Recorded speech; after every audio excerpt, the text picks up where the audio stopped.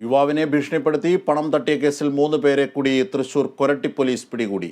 കാടുകുറ്റി അന്നനാട് സ്വദേശി സാൽവിൻ പൗലോസിനെയാണ് പ്രതികൾ മർദ്ദിച്ച് പണം തട്ടിയത്.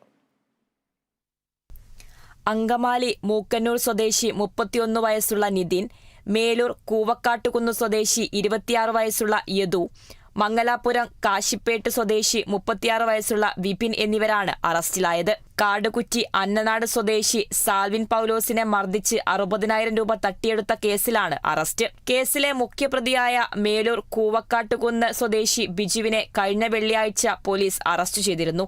സാൽവിന്റെ വാടകയ്ക്ക് കൊണ്ടുപോയ 6 കാറുകൾ തിരികെ കിട്ടാതെ വന്നപ്പോൾ തിരിച്ചു പിടിക്കുന്നതിനായി ബിജുവിന് കൊട്ടേഷൻ നൽകിയിരുന്നു.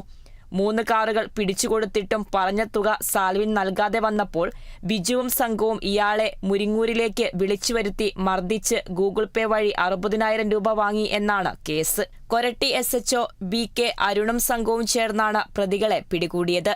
Kerala vision news, Thrissur.